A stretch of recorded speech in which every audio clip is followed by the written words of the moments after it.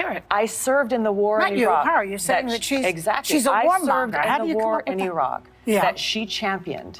She championed a regime change war in Libya. Did you not believe in that war? I believe the lies that were told to us. Well, so did she. It is indisputable. It is indisputable to say anything other than the fact. We are getting into a heated exchange that recently took place on The View, where Tulsi Gabbard absolutely destroyed Joy Behar for her blatant lies. I'm not going to lie to you. Things got pretty feisty. With the telescope and the stuff. Oh gosh. The challenge is ongoing.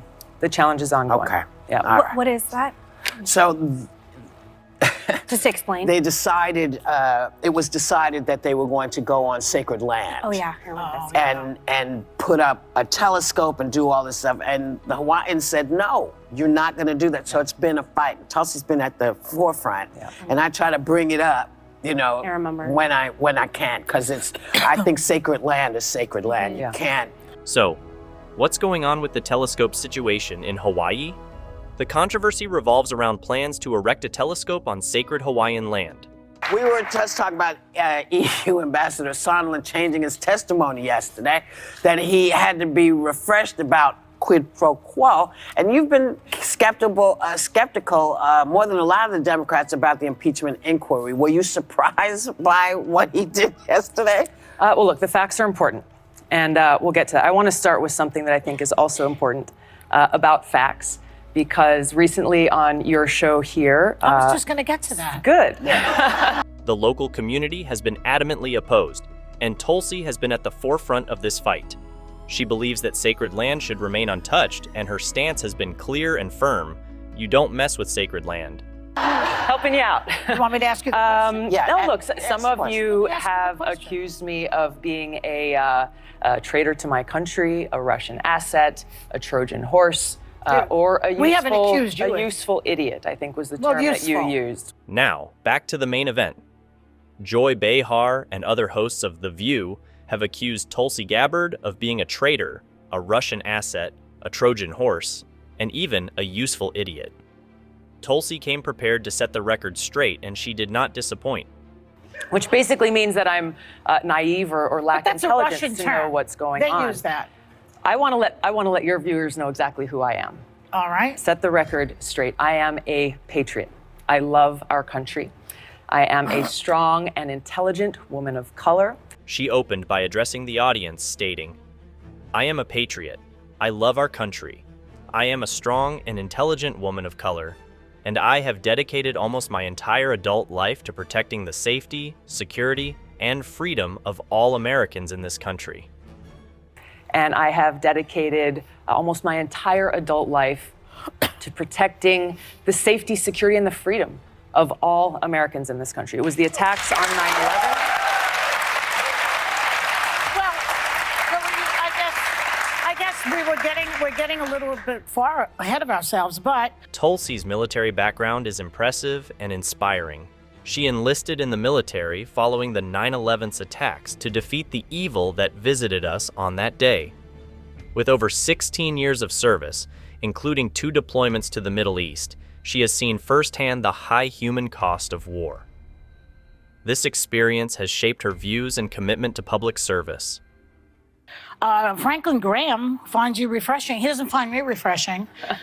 Richard Spencer, the white nationalist leader, says he could vote for you. Joy, this is why you're on Tucker Carlson at least 10 times. Why don't you go on Chris Wallace's show? This is why I'm here, because you and other people continue to spread these innuendos that have nothing to do with who I am. Joy Behar, instead of engaging in a meaningful dialogue, reverted to reading cue cards and ignored Tulsi's heartfelt statements.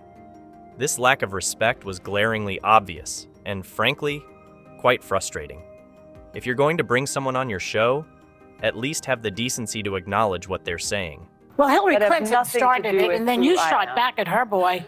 You called her the queen of warmongers. You doubled down, unfortunately, you doubled down on the baseless accusations that she made that strikes at the core of who I am. I'm a soldier. Because of the attacks on 9/11, I enlisted in the military to go after and defeat and destroy the evil that visited us on that day. I've served now for over 16 years. Tulsi was relentless in her defense, pointing out that Hillary Clinton had started these smears by calling her a Russian asset. In a memorable moment, Tulsi fired back at Clinton, calling her the Queen of Warmongers. This statement highlighted Tulsi's frustration with the establishment and her commitment to challenging the status quo. I deployed twice to the Middle East during the height of the war, where every single day I saw firsthand the terribly high human cost. It's why I ran for Congress. We actually have the clip of Hillary Clinton, just to put this in context of what we're talking about. Let's take a look at that.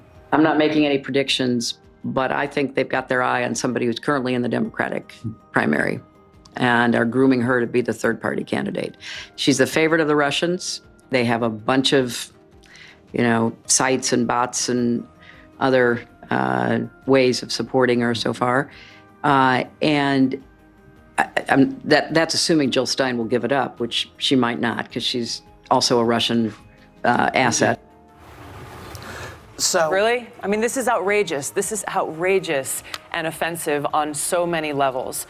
I've served as a member of Congress now for almost 7 years. The discussion took another turn when the show played a clip of Hillary Clinton suggesting that the Russians were grooming Tulsi to be a third-party candidate.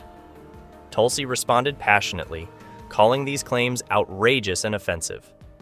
She reiterated her long-standing service in Congress, where she has received high-level national security and intelligence briefings and served on several important committees.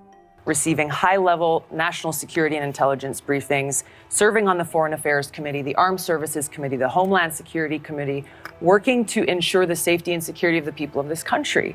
This is why I'm running for president, to continue that commitment of service. So are you surprised, though, that when people see bots and things and all the things that we've sort of been seeing heading your way, that people have these questions? Because she's not the only one. Hillary, I don't think, is the only one. So Tulsi's main contention with Clinton and the establishment is their foreign policy of interventionism. She criticized Clinton's legacy of being the world's police and toppling dictators, which has led to significant destruction and loss of life. Tulsi's anti-interventionist stance is a core part of her platform, and she's running for president to change this approach. what she's saying is she feels they are grooming you. You're saying nobody's grooming me. I'm doing what I'm doing because I'm a soldier and a patriot. It's offensive to me as a soldier, as an American, as a member of Congress, as a veteran, and frankly, as a woman, to be so demeaned in such a way. But you called her the personification of rock. So demeaned She's a woman in such too. a way. Well, I'm pointing to the fact. Throughout the segment, it was clear that Behar and the other hosts were more interested in pushing their narrative than in having an honest discussion.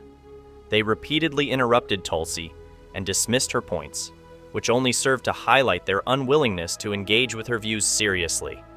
That she has continued this legacy of being the world's police around the world, that has waged wars costing the lives of thousands of my brothers and sisters in uniform.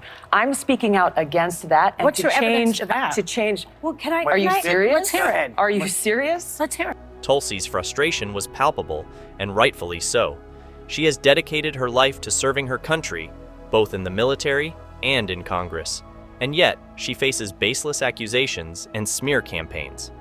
Her response on The View was not just a defense of her character, but a broader critique of the toxic political environment that seeks to undermine dissenting voices.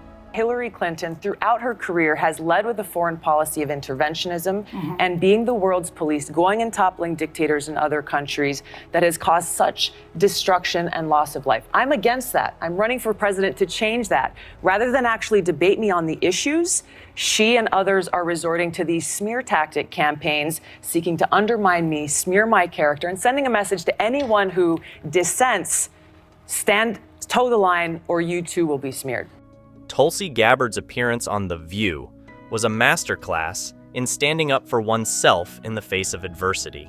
She did not back down, she did not waver, and she made it clear that she would not be silenced. So, what are your thoughts on this? Let us know in the comments below.